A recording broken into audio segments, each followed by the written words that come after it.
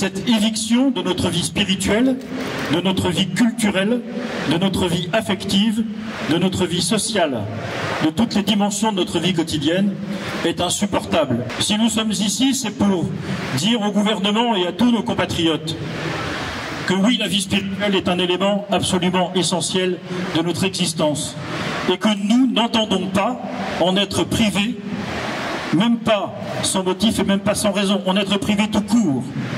C'est pour dire à tous les Français, leur rappeler, ainsi qu'à nos gouvernants, que toutes les religions monothéistes considèrent la réunion de l'Assemblée hebdomadaire comme un élément essentiel, inséparable de l'exercice du culte et de la pratique de la spiritualité.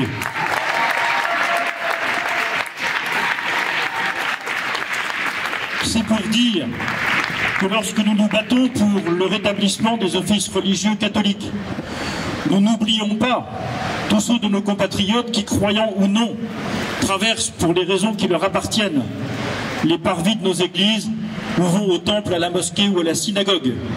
Il faut être bien ignorant de ce qu'est la vie spirituelle ou du fait religieux dans la vie sociale pour imaginer que seuls les croyants vont à l'église. Les lieux de culte appartiennent à tous. Ils n'appartiennent pas simplement à ceux qui les fréquentent habituellement.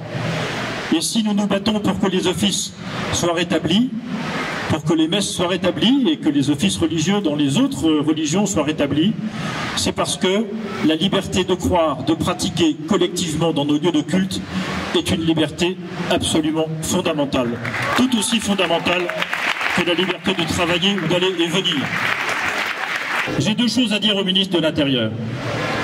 La première, c'est que le Conseil d'État, les juridictions françaises, notre tradition juridique, a consacré notre droit à aller nous promener pendant 1 heure avec notre attestation, et si nous voulons aller nous promener dans une église, personne ne peut nous en empêcher, même pas le ministre de l'Intérieur. Deuxièmement, je veux lui dire que nous ferons tout pour faire en sorte que les amendes qui auront été établies soient cassées par les tribunaux. Et nous prendrons tous les moyens à cet effet. Troisièmement, je veux dire au ministre de l'Intérieur et au gouvernement, ne touchez pas à Noël. Ne nous empêchez pas de nous retrouver en famille au moment de cette date si particulière qui, pour tous les Français et pour tout le monde entier, est un moment de trêve, un moment de rassemblement, de retrouvailles, un moment d'affection, autant que possible.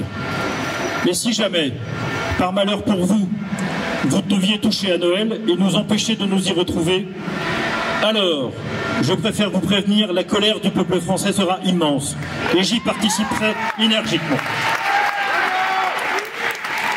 Alors je comprends très bien que le ministre de l'Intérieur ait une peur par-dessus tout. C'est que nos parvis deviennent en 2020 ce qu'étaient les ronds-points en 2018. Mes chers amis, je vous le dis, si pour faire valoir nos libertés, nous devons occuper les parvis comme d'autres ont occupé les ronds-points il y a 2 ans, nous le ferons. Et j'y serai. Bon Noël à tous, bon dimanche.